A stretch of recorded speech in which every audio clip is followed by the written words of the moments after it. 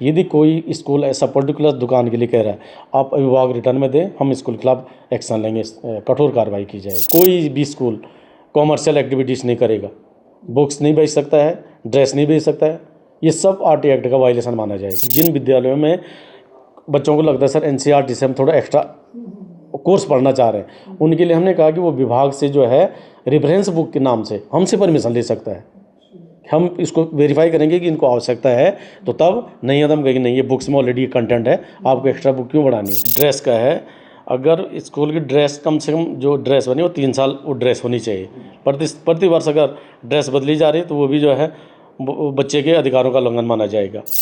उनकी मान्यता हम रद्द भी कर सकते हैं। अगर कोई बहुत ज़्यादा विभाग के आदेश का अवहेलना कर रहा होगा तो उनकी हम एनओसी रद्द कर सकते हैं। स्कूली बच्चों के एडमिशन का दौर चल रहा है और इस समय अक्सर हर साल की एक समस्या देखने को मिलती है कि जो एनसीईआरटी की किताबें होती हैं वो तो सस्ती होती हैं, मगर जो प्राइवेट में भिन्न तरीके के दूसरे प्रकाशकों के किताबें मतलब छपती है और वो स्कूल के बोलते हैं कि इन्हें खरीद के लाओ, वो महंगी होती है और वो भी 1-2 गुना नहीं 4 गुना तक महंगी होती हैं।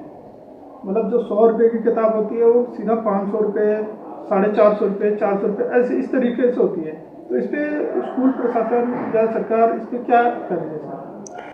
देखिए, इस संबंध में हमारे प्रशासन से स्पष्ट निर्देश हैं कि जितने सरकारी स्कूल हैं और जितने हमारे एडेड हों चाहे हमारे विभाग से मान्यता प्राप्त हों, सब में सीबीएसई पाठ्यक्रम संचालित किया जा रहा है और सीबीएसई पाठ्यक्रम के लिए सबके लिए कंपलसरी है कि वो एनसीईआरटी की बुक्स को वहाँ चलाएंगे, उन बच्चों से वही बुक्स खरीदें।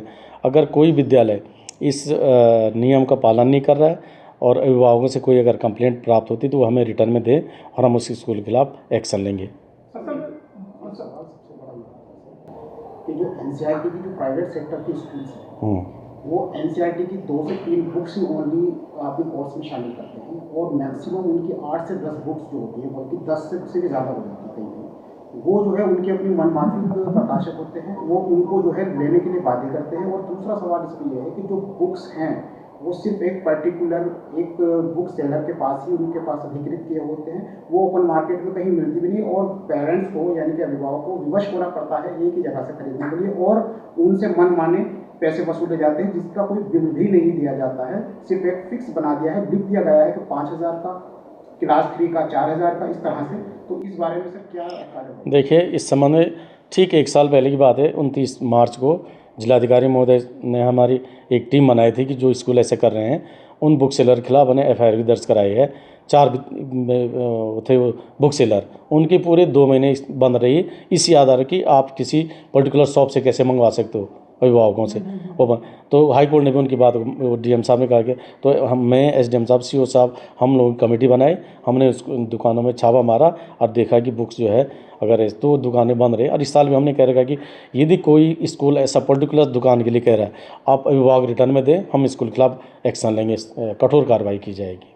दूसरा सर ये भी है ना कि जो अभिभावक होते हैं वो कुछ जान के या डरे हुए किसी बच्चों को लेकर, भविष्य को लेकर थोड़ा होता है कि यार शिकायत देंगे तो हमारा नाम आएगा, तो बच्चे कहाँ पढ़ेंगे क्या पता दूसरा स्कूल उन्हें लेगा नहीं लेगा, क्योंकि सब मगर देखा जाए तो सारे स्कूल वाले उसमें संलिप्त है, इसलिए अभिभावक भी बोलता है कि आप किसकी शिकायत करेंगे। ये भी एक समस्या आती है। नहीं तो कोई बात नहीं, अगर अभिभावक ने तो या हमें कोई रिलायबल सोर्स से, मतलब जो विश्वसनीय हो, जो हम प्रूव कर सकें कि ये वास्तव में ऐसा हो, अगर किसी भी माध्यम से जो ऑथेंटिक हो उस माध्यम से अगर सूचना मिलेगी तो हम संबंधित स्कूल के खिलाफ एक्शन लेंगे।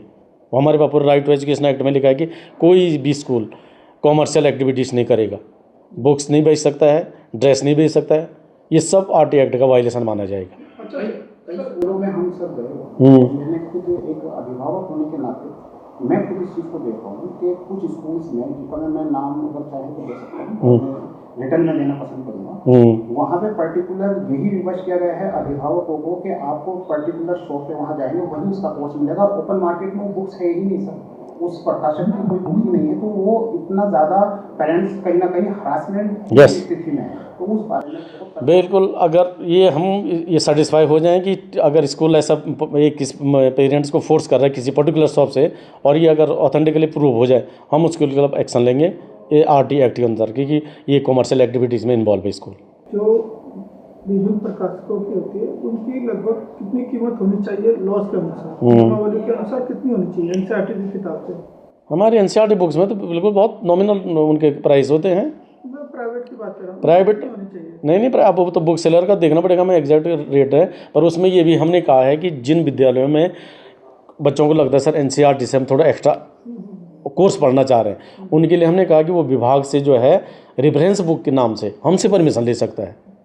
हम इसको वेरीफाई करेंगे कि इनको आवश्यकता है, तो तब नहीं है तो हम कहेंगे नहीं ये बुक्स में ऑलरेडी कंटेंट है, आपको एक्स्ट्रा बुक क्यों बढ़ानी है।